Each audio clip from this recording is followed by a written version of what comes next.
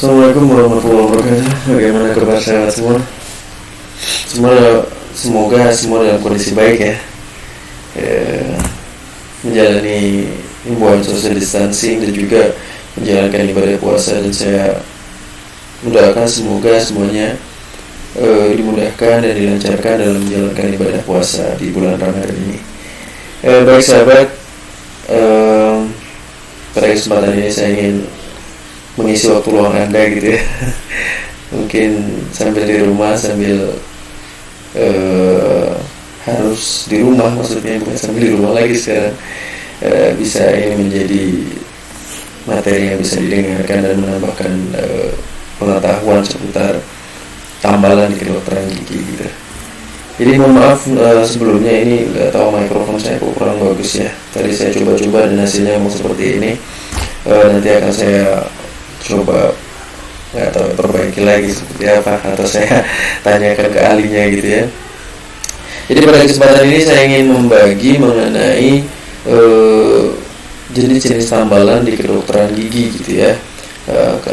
Banyak yang bertanya, ini gigi nanti ditambal apa, tambal sinar atau tambal laser.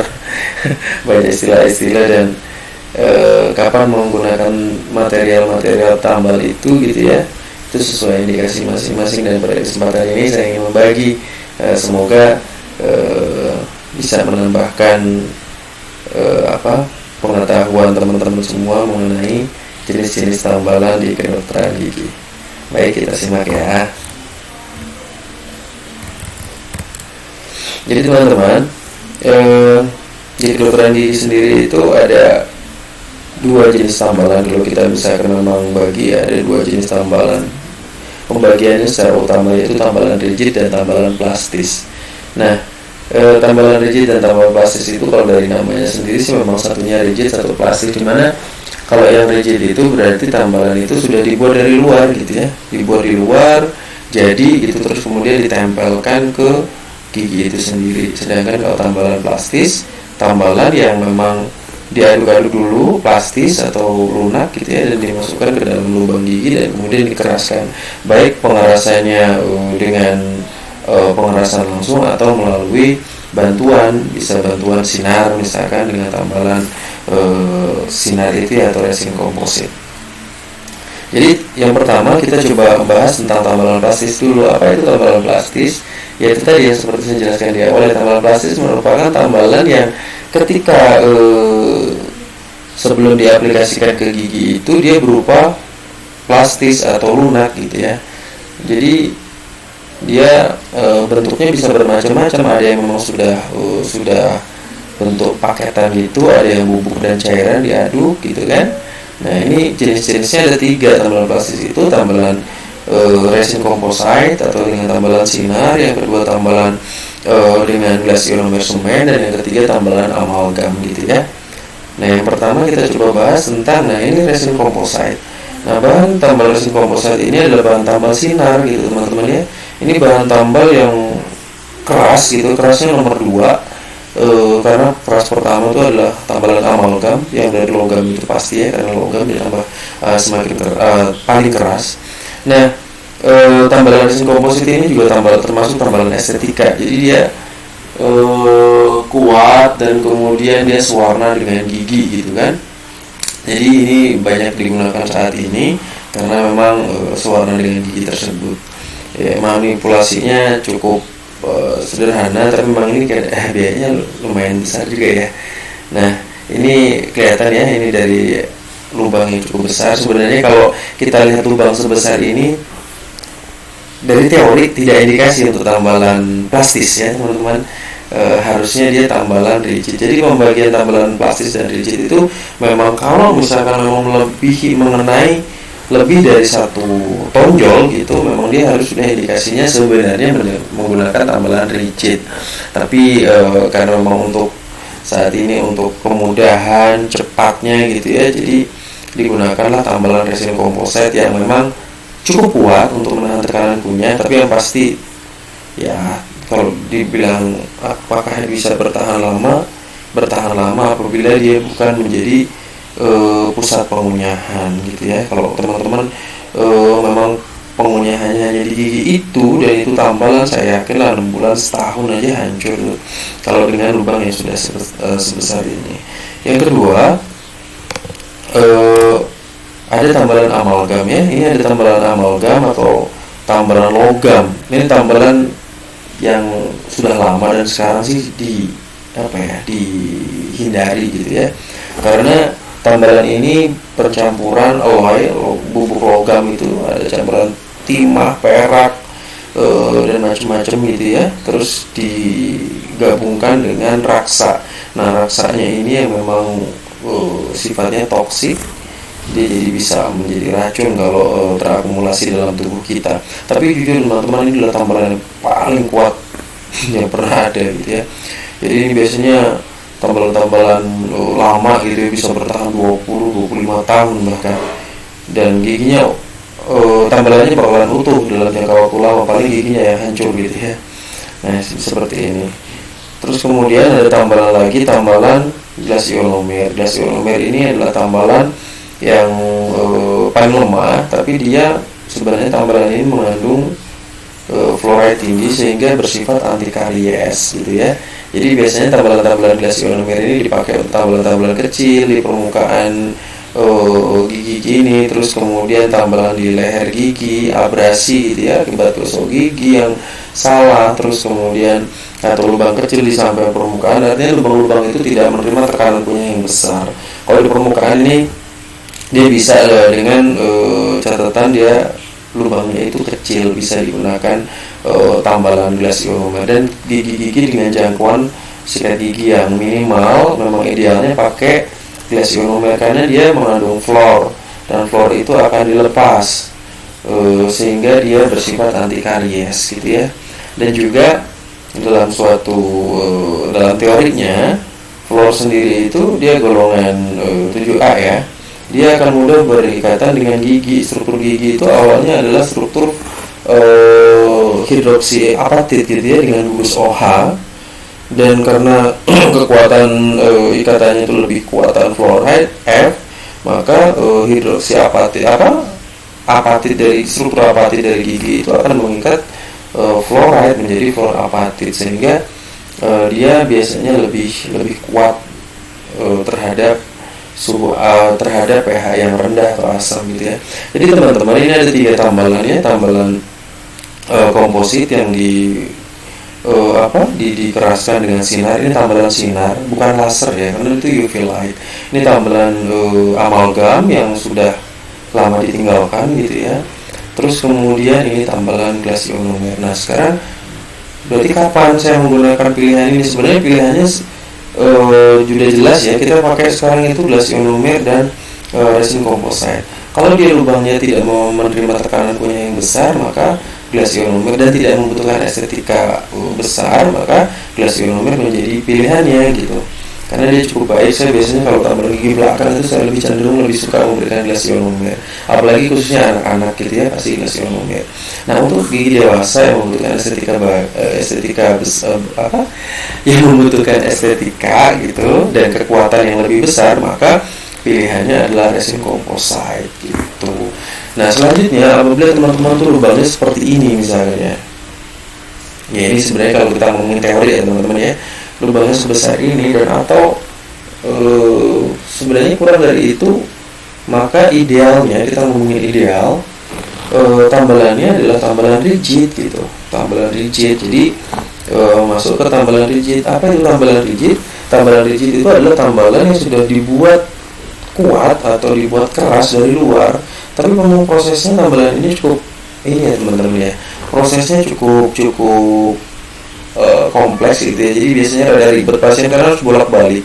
Jadi misalkan lubangnya sudah cukup besar ya, sudah mengenai dibagi dia tambalan itu dibagi inlay, onlay, crown, atau sebenarnya overlay gitu ya. Ada overlay, nanti saya jelaskan satu-satu. Nah, inlay, onlay, crown atau overlay itu tergantung luasnya daerah yang hilang. Nah, misalkan inlay itu biasanya kurang dari satu tonjol gitu maksimal ya. Kalau lebih dari 1 tonjol itu sudah disebutnya onlay, kehilangannya. Dan yang ketiga ada overlay. Kalau misalkan tidak nyampe ke bawah seperti ini, itu disebut overlay. kalau tidak sampai ke bawah, tapi kalau sampai ke bawah seperti ini disebut crown atau mahkota. Nah di sini kelihatan teman-teman, yang putih ini adalah tambalannya ya. Jadi sebelum pasien dilakukan penambalan tuh dipersiapkan dulu, dihaluskan ini kavitasnya, terus kemudian dicetak dan dikirim ke lab biasanya. Nah material itu bermacam-macam, ada composite, ada resin composite, terus kemudian ada porcelain fused metal, ada all porcelain gitu ya. Jadi ada juga yang full metal gitu ya, atau logam gitu ya, bisa dipakai untuk bahan ini. Nah kalau misalkan kita ngomong keuntungannya, ini sangat-sangat kuat gitu ya, karena apalagi dia dari metal gitu ya, porcelain fused metal ataupun metal murni, ataupun yang sekarang kalau kita mau pakai all porcelain yang zirconnya juga sangat-sangat kuat.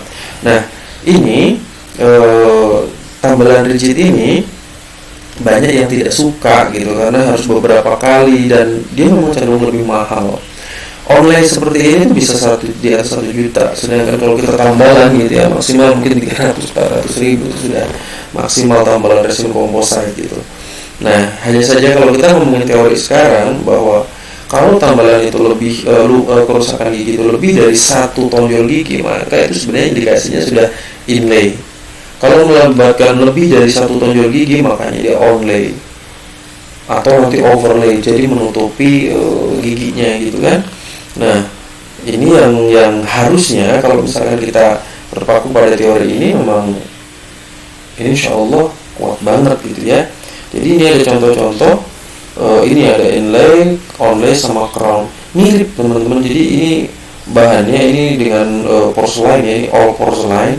Saya tidak, nanti teman-teman bisa cari sendiri di Google gitu ya, bisa di browse di Google untuk mencari tambalan rigid, inlay, porcelain, fused metal atau logam semua. Nah seperti itu. Jadi ini adalah tambalan rigid yang idealnya digunakan untuk mempertahankan gigi itu supaya nggak dicabut gitu. Biasanya kalau apalagi misalkan crown dan onlay, giginya sudah sangat-sangat rusak, sudah melakukan perawatan saraf gigi, dan tapi masih sangat bisa direkonstruksi ulang. Insya Allah ini bisa kembali lagi daripada membuat gigi palsu. Jadi demikian teman-teman ya, yang bisa saya bagi mengenai jenis-jenis tambalan. Jadi saya review lagi bahwa jenis tambalan itu ada 2 macam, tambalan rigid dan tambalan plastis. Tambalan plastis itu adalah tambalan yang dimasukkan ke dalam gigi itu dalam bentuk lunak. Dia terdiri dari 3 jenis gitu ya, ada resin composite, ada glass ionomer, semen, dan amalgam. Mana yang terkuat adalah amalgam, tapi logam sudah tidak digunakan lagi. Nah pilihan berikutnya adalah resin composite, karena resin composite itu cukup kuat dan estetika bagus. Nah pilihan yang ketiga yang lemah itu adalah glass ionomer semen.